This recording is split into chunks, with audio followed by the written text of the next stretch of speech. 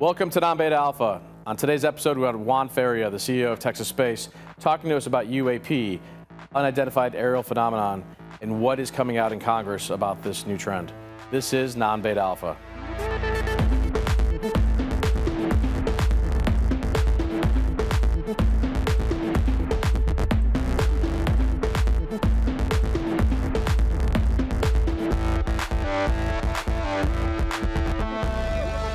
Juan, thanks for coming on Non-Beta Alpha. I really appreciate you joining us today. Thanks for having me, Ryan. Appreciate it. So, Juan, we're going to talk about some really interesting stuff today, but maybe give me a little bit of your personal background, and then how did you get interested in this particular topic? Perfect. I'll go all the way to the beginning. Native Texan, born and raised in a little ranch in South Texas. Spent about 10 years in the Marine Corps, have 3 combat tours to Iraq, spent some time in the military industrial complex. I have a master's in Homeland Security, so I take a very national strategic approach to what we're going to have a discussion about.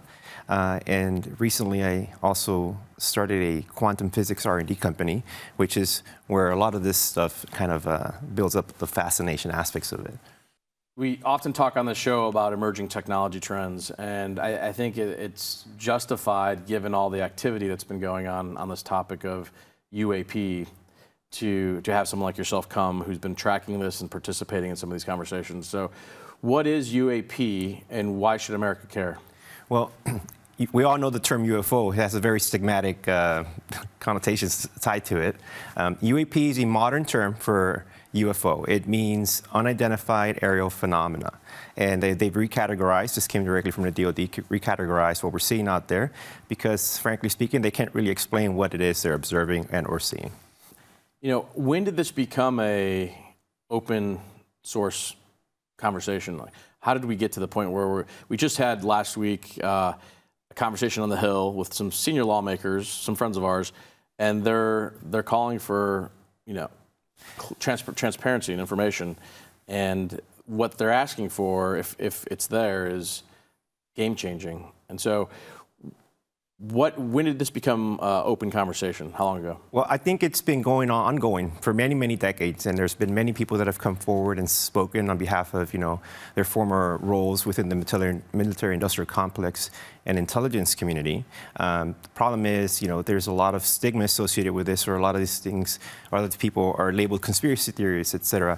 But recently, again, you see this with the election and even just the voice of the American people is what have they recently asked for? They want more disclosure. They want more transparency of our government. They think our government is too big, too large, and it has overreach on certain, all sectors of daily lives of Americans. So I think it's just the American public kind of being fed up with the lies and obfuscation. More importantly, with the tax dollars, that's where things get really tangible, right? What are they doing with our tax dollars? Where are they going? Where has the DoD not passed an audit in ever, right? Trillions of dollars worth of audits. And then we see incidents like we have with our geopolitical global presence, the withdrawal of Afghanistan, complete failure. What happened to all the billions of dollars of assets? So really, it's just the American people and elements of our military-industrial complex finally fed up with some of the secrecy and damaging efforts that have been conducted over decades. And I think it's time to take a look at us introspectively and kind of fix our problems. Yeah, no, I think it's a fascinating time. So what we're talking about here is the proof or the existence of a government program to go find UFOs that have been downed around the world. And you're saying, and I think other scholars are saying, that this has been going on for decades, not just 10 years. This has been going on probably since Roswell, and maybe even before that. So when is the earliest kind of discussion points in the community about the first government interaction with some of these UAP, UFOs? So like you just said, we just had some hearings on Wednesday, and they were ran by Congresswoman Nancy Mace, and it's a bipartisan effort on behalf of the United States House, and it's the only bipartisan effort for the last couple of years that has been being pushing an agenda with both the Republicans and Democrats, including Senator Rounds and Senator Schumer, trying to agree on something to push this forward.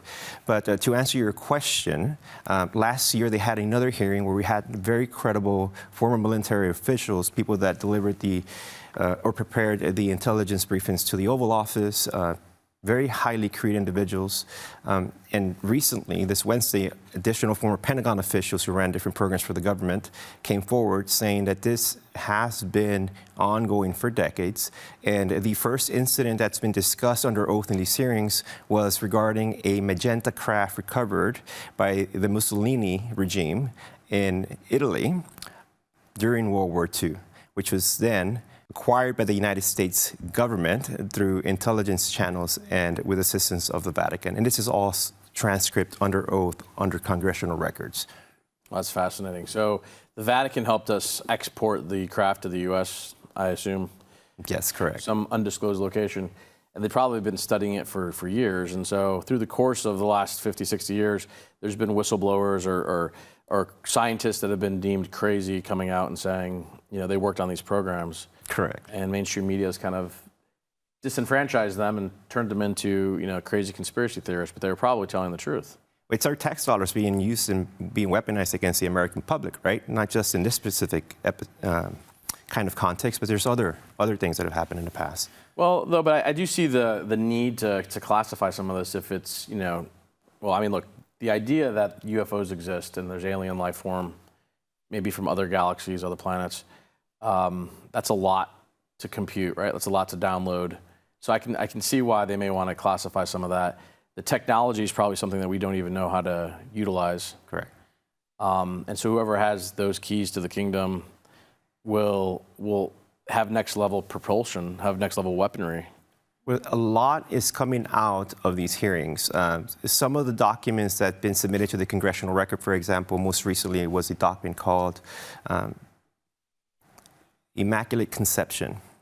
Mm-hmm. And this Immaculate Constellation is an unacknowledged special access program that's used to gather telemetry data from imagery intelligence, signals intelligence, and a lot of these terms have acronyms that you're probably familiar with in the DoD. But it's a filter to prevent all that information to be acquired by the rest of the intelligence community, right? And so kept hidden as we analyze. And the purpose of this constellation program, Immaculate Constellation program, is to not just gather all the telemetry data of what's flying in our atmosphere, it's also to gather an idea of how far advanced our competitors are, China, Russia, and other government and global powers, how advanced they are with their efforts in reverse engineering some of these technologies. Yeah. Okay. No, look, there's without a doubt, I'm sure the Russians and the Chinese, they're smart people in both countries doing probably the same thing, right? Collecting whatever artifacts or whatever machinery they get their hands on. But yeah, I think we should probably, I'd love to just disconnect the issue. I mean, there's a philosophical, anthropological issue about life on other planets or other dimensions. That's one over here. Then there's the national security piece of how do we win the next century by having next level propulsion or next level materials. And I understand, there's two different issues here. They're both very philosophically important, critical issues to humanity. So maybe let's attack the philosophical, anthropological one first. Perfect. And then we'll go to the national security piece, because I think those are two different issues. So pretty much the government's saying there's things from outside of this planet flying through our atmosphere, interacting with humans today. Yes, not only that they have a special vetted interest in strategic military locations, nuclear sites. You just probably heard the news recently that there was an incursion of a bunch of unmanned aerial vehicles or unknown vehicles, UAPs, in Langley, over Langley and other military installations across the nation. But what they're not really pointing out is that these incursions are not just happening within the United States, they're also happening in our foreign, both allies and adversary locations, military installations as well. Yeah. And there's been reports where whether it's a Navy ship or Navy aviator or in Iraq, we have weapons deployed, they're showing up there. It's almost like if they're seeing, assessing our kinetic impact and seeing if they should be worried or not. But it's fascinating to me, though, that if these really, maybe they're manned, aircraft, or maybe they're drones, from a mothership that's, somewhere else. But the fact that they're here, I think there's just so much data proving that there are things that just break the laws of physics as we know them. Absolutely. And then let me just go back to something our nominated Attorney General, former Congressman Matt Gaetz, just recently publicly stated. Is that it's no secret, it's an open source information now, that the CIA has an illegal, unacknowledged special access program operating outside of congressional and government oversight that has been recovering craft of non-human origin and of unknown origin, and that some of these craft have been recovered with non-human biologics.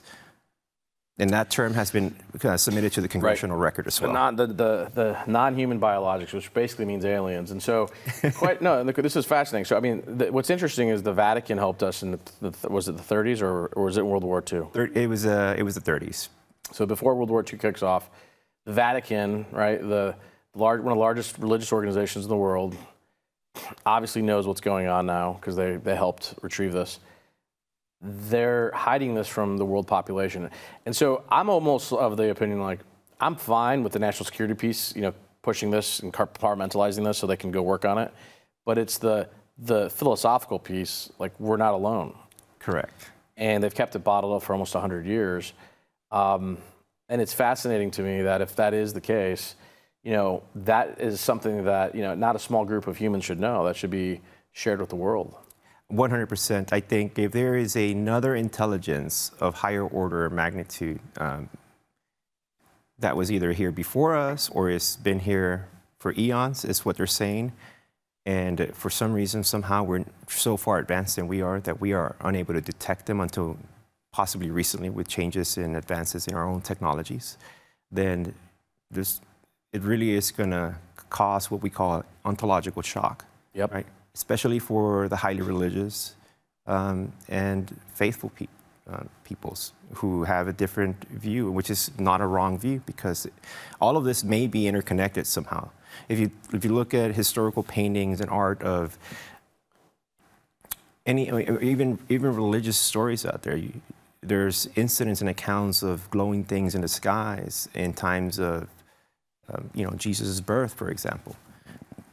And so those are things that we just have to really target methodically and study deeply and open it up to the public and private sector so we can really understand what we're dealing with and provide some context to everything. I heard that in the media about a year or two ago that NASA brought leading experts from all the global religions together to discuss what happens if alien life forms are discovered to their religious perspective. And I think you're right. I think to your point, it may just be another chapter of another card that's turned over that we don't know about, the universe, that it may not be contradictory towards religion at all. It may actually prove or give a more focus on what the reality and the truth is of the universe. But to hide it for 100 years, I think is not a good look.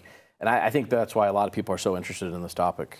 But it has been taboo for such a long time to talk about it. Agreed. And you're right. I mean, I will tell you, a personal friend of mine, Dr. Brandon Wheeler, US Naval Academy, professor of religious studies and history, and is an expert in Middle Eastern studies and religions, is heavily interested in this subject and topic. And he has a cohort of his peers currently working with him to do some research. And the university, the Naval Academy, is allowing him to present some of these lectures to his students as part of the curriculum.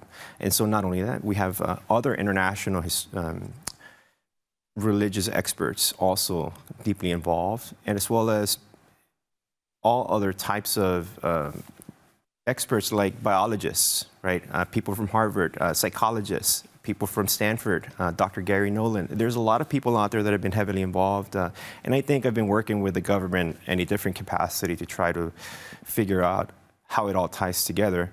But ultimately, you're right. It's, the fact is, the first step is to come clean with the U.S. population and the people and acknowledge that there is something that's out there that's non-human and it's intelligent or far more intelligent than we are. Yep. And it's surrounding us, and it's all around us right now. Well, and so you want to get global peace to break out. You let them know that there's another team out there that we've got to get unified against, because that's what humans do, I think. I think you just quoted Reagan in one of his famous speeches. But what I would say is, the religious impact here is going to be profound, and it is going to be earth-shattering for a lot of people. And so I understand they want to measure how they start to let this information come out, but I do think, as people on the internet and phones, like the user-generated content out there about UFOs is so distributed now around the world, people realize that they're not crazy. They did see something, and I mean, you look at the pyramids, right, all over the world. I mean, there's pyramids in Mexico, there's pyramids in Asia, in Egypt. You look at, there's this one cavern that's been built underground in China. I don't know if you saw it. It's like a huge city that's underground that's dating back, I think something like 30,000 years. So the question is, who built these things, right? The Russians just came up with a fossil of one of those woolly mammoths, but it was shot with a bullet. So the carbon dating on these things goes back further than recorded history, and we have no explanation for these things. It's funny you mentioned that, because a new show just came out on Netflix, and it's a second series. It's Graham Hancock's Ancient Apocalypse episode. And Graham Hancock is part of the community and part of the circle on the backside, also communicating with all these other experts, trying to identify and figure this out. But Graham Hancock argues that, history is constantly being upended, because when we think something's been done 10,000 years ago, we find evidence somewhere else, like in Göbekli Tepe, about a civilization that existed that worked complex engineering feats and were able to establish cities that are hundreds of thousands of years old. And so when you look at all of and I would recommend for viewers to check this out, when you look at this, you start uncovering much more data, much more facts, and then you start pushing our history even further down when we originally thought was. So, for example, the pyramids, right? They may be way older than we originally think, and it may be that the Egyptians, according to him, acquired and built upon an existing, already established civilization. Yeah, yeah. So, I mean, the idea here is that there's either aliens from other worlds coming here and exploring, or what are the other? Let me tell you, so scenarios? This is one of the frustrations with me personally, and I'm just going to be very blunt here. The word alien is being kind of avoided in the context of what non-human intelligence are, because from what I understand from the inner circles, and if you go listen to Dr. Danny Sheehan, who was the guy that published the Pentagon Papers and he is very open about his knowledge on this. And there are some of this may be interdimensional, which is a word we can't really understand yet. What does that mean? Some of it may be non-organic forms of life. Think of different matter, types of matter. You have plasmoids, et cetera, right? Some of them, so I've heard the word spiritual be used a lot to define some of these things, right? A lot of these things are being defined, the craft, for example, as being conscious and alive. And so you heard that's being stated at the congressional hearing this Wednesday, and Nancy Mace and a few other congressmen asked this. And so that's really the reason the word alien is not being kind of used. And then it may be different forms of civilizations and life forms that we just can't really understand and have the technology to comprehend yet. So, I think the interdimensional comment is interesting, because there's a form of string theory in physics that talks about having multiple dimensions, and you can go up and down depending on how much energy you have and how you bend space-time. And if that is, the world scenario, universal scenario that we're in, then it makes sense that people would figure out how to jump between dimensions. And that might be heaven, right? That might be angels coming down from heaven, going back up to heaven. I mean, so I think these are all very interesting, relevant conversations that we have to have. I think, though, what happens in governments often is that they don't have a solution or an answer. They try to keep it classified because they don't want to freak people out. Nobody wants leaders who don't know what's going on. But we may just not be there as a species at the intellectual level to digest this. I think you have very good points, and I would add, I mean, of course, the government will never release something. What are they going to come out and do and say? We've got all these things flying around all over nuclear facilities, but we can't protect you from them. We can't do anything about it. You're on your own. That's not a winning strategy, right? That's not getting reelected. If we can't protect you and your kids from these things. But on the other hand, if you really take the national security approach, and let's flip. So they're anthropological. We should know, but there's a reason why they don't have an answer, so they may not want to share it. Let's flip over the other side of our brain to national security. Yeah. So, okay, we're grabbing these things out of the sky, or they're falling, and we have no clue what they are. Well, it's funny because it's been stated that we are not just collecting landed craft that have been abandoned. So some people are saying they're gifted, right? We're also shooting things down out of the sky. Oh, so some people are saying they're actually being landed in good, intact, and they're just being left there for us to find. Correct. But also, one of the concerns is award-winning journalist Ross Coulthard, Australian, has been covering for News Nation recently, has come on the record and said that he has information that the United States government has developed advanced weaponry to shoot these things down. Good. That makes me happy. I mean, at least someone's doing it.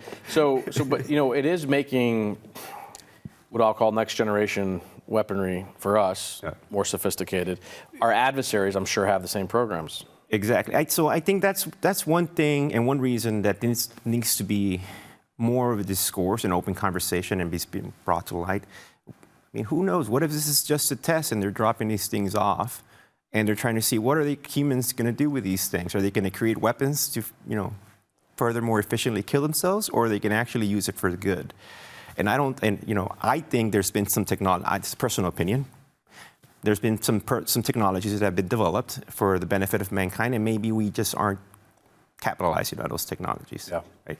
On the other hand, China's a big adversary. So is Russia. We know that from the 1970s. There's documents out there that state that before we engage in mad mutual assured destruction, is we have incursions of UAP in our nuclear sites that we are going to inform each other to determine whether or not it is an intentful or unintentful thing. And this is just to prevent nuclear war.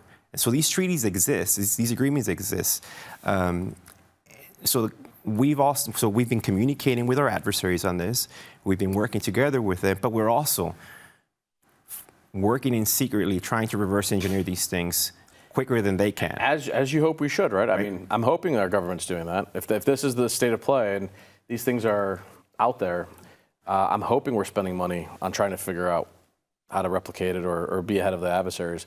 I mean, I've seen interviews in the past where you've had these missile silo Air Force engineers, do debriefs where they're saying we were doing the test of our missile and the UFO came over and just shut it all down. I'll tell you, so who was at the congressional hearings last time? It was Ryan Graves, a former rank #1 Top Gun fighter pilot, right? We had David Fravor. He was in charge of a carrier. He was a Navy guy in charge of a carrier. And we had David Grush. David Grush was GS-15, who worked for the National Geospatial Intelligence Agency and then was transferred into a different CIA, contract, and he delivered briefings to the Oval Office. And recently we had Louis Elizondo published a book called Imminent recently. It was a New York Times bestseller. He was a Pentagon official, had lots of very high Pentagon jobs. We had Rear Admiral Tim Gallaudet, a Rear Admiral who worked for NOAA, a PhD as well. We had Michael Schellenberger, a journalist. And we also had Michael Gold, a former NASA assistant administrator, all coming forward and telling you that these things are real. They're just, everyone has a secret clearance or higher, and everyone works for the federal government. So we either have some really crazy people running our government, or we should listen to what they're saying. No, look, these are credible people, and that's what made these congressional hearings so interesting to me, and to start paying attention to it. And I do think it is something that Americans need to pay attention to. I mean, anyone really around the world. I mean, this will change your perspective on philosophy of humanity, how to live your life, if it's, further proof of angels and heaven, or if it is, the galaxy reaching out to us and saying, hey, you're not alone. Those are both very important truths that I think we need to share with humanity, because I think to bottle it up for 100 years is not the right approach. Even if our leaders don't have all the answers, maybe we'll start spending more on physics and STEM. I hope so. That'd be important, especially our government cannot make enough progress in this. And to give you an example, so it's information's out there that says that the United States government has 5,000 people working on this very top secret stuff that was wrapped under the Atomic Energy Act of 1954, right? Along with other information out there like JFK files and whatnot that they've been wanting to release, but never released. And so 5,000 people. Out of 5,000, how many of those are actual physicists, scientists, subject matter experts? 1,000. Right? China has 100,000 people who have been working reverse engineering this stuff behind closed doors for who knows how long. Who do you think is going to be more advanced? Yeah, no, look, it is. How does it affect national security? No, it is a problem. And if we acknowledge it, we can put more resources around it. I mean, we should, if it's the national security piece, we should classify it. I think that, I'm not offended by that. It's just the knowledge of what universal truth looks like. That is, I think, what we need to get our hands wrapped around. And once we know what we don't know, we can start resourcing, more budget towards figuring these programs out. And I think open societies are the ones that win. Agreed. Not closed. Now, the Chinese have an army of smart people. They're really, really good. So keeping it bottled up with a small group of people puts us at a disadvantage, like you're saying. 100%. And then I think just opening it up to the public, there are executives that run our financial systems, there are executives that run our tech industry, there are executives that are involved in all sorts of innovation in the United States, right? And if you're not paying attention to the important things that can cause a paradigm shift in your worlds, you're going to be blindsided by this stuff. Yep. You're not going to be prepared. You're not going to be at the tip of the spear with your peers if you're not having these conversations with your people or internally, even if, in R&D talks or whatever it may be. Some of these things have to be taken into account because we have physically and have all sorts of instruments within our military industrial complex that have measurements of how fast these things are moving, how quickly they're popping in and out of our atmosphere, and the forces are so vast that they would liquefy a human being inside these craft. So if that type of technology is being observed and we have data on it, we need to start releasing that data, sharing it with the innovation part of our government and world. No, one of the things I love about this last election was that, the nerdy Elon Musk has become a celebrity politically, right? I mean, people are celebrating the fact that you've got an Elon Musk out there who's, a total nerd, but a cool nerd, changing the world. And I think these types of conversations for kids, will give them a new paradigm of what to go solve. And so if people want to continue to get educated on this, what advice do you have for them? What should they be reading? What's a good first stop for them to get, educated? I think the first stop is go to C-SPAN or go to the oversight website for the House and look up the July 2023 hearings, July 26, 2023 hearings. Then watch the hearings that occurred on Wednesday, and that will give you all the foundational information you need. There's a lot of references there. There's a lot of books. There's a lot of information you can go out there and publicly search for. News Nation covers a lot of this exclusively. Just start asking questions about it. I mean, it's important. It's obviously it's an open source now. I do think the conversation needs to get fragmented between universal truth and national security. I think Congress, the ones that are going after these, special access programs in Congress, I think they're barking up the wrong tree. I think it should be about universal truth because I do want my government to have programs that are doing cutting edge tech like that. That makes sense. That's how we win. Let me ask you a personal question. So one of the reasons that this is an issue is because it has to do with the unpopular term, the deep state, right? So the whistleblowers are saying there's a rogue element of United States military-industrial complex operating ultimately outside of government oversight and congressional oversight, and that this rogue element has harmed Americans, and this is in the public record, for example, murdered Americans, threatened, killed, or otherwise targeted via other psychological operational means, right? And so you're really turning the American military and its entire complex inside against its own people. Towards what aims? To keep this... To keep the secrets. Keep the secrets, yep. Yeah.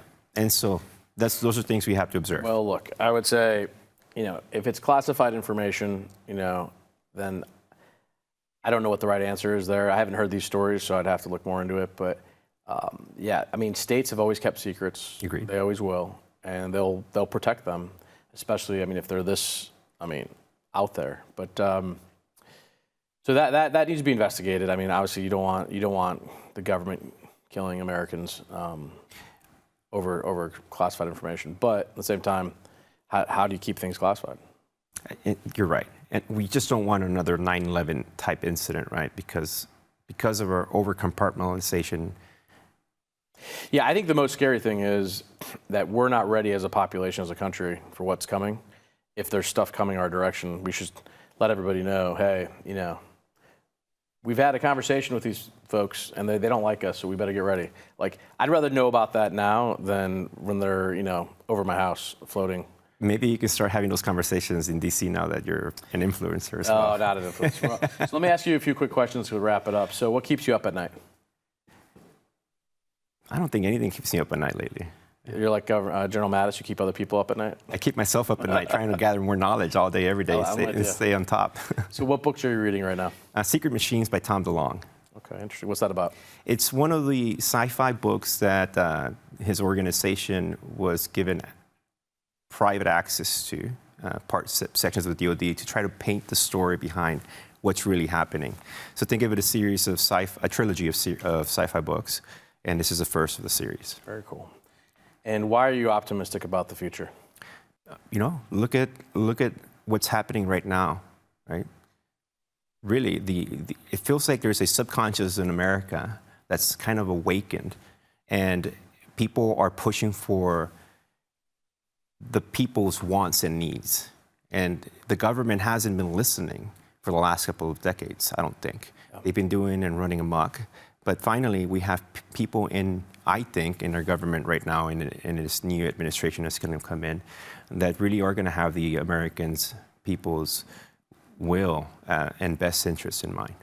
And just a corollary to that, why do you think Latinos overwhelmingly voted for Trump? We're too busy working all day, every day, right? We're trying to achieve the American dream. And ultimately, a lot of our people have been kind of just dormant and sleeping, doing their things, not getting involved with the madness of the political propaganda machine that's going on every day. It's extreme left, extreme right. People are humble. People have jobs. People have families. People go to church sometimes, right? Mm-hmm. That it's very highly religious, very Catholic people. And so I think just people have been minding their own business and finally waking up, because they're seeing how it affects them. But more importantly, they're seeing how it's going to affect their children. Yep. And that's no, right? I just saw an interview about a guy said, illegal immigrant, are you going to regret pushing the Trump agenda if he deports you? And he said, no, all I care is about my kids. Right? And that was a very profound statement to be made on television this morning. Yeah. We live in interesting times, my friend. Well, I appreciate you coming on and talking to us about UAP, and we'll keep tabs on this conversation and revisit maybe in the future. Thanks for breaking through the stigma, Ryan. Yeah, good to see you. Thanks for coming on. That is Non-Beta Alpha. All price references and market forecasts correspond to the date of this recording. This podcast should not be copied, distributed, published, or reproduced in whole or in part. The information contained in this podcast does not constitute research or recommendation from Non-Beta Alpha Inc., Lowndes Square LLC, or any of their affiliates to the listener.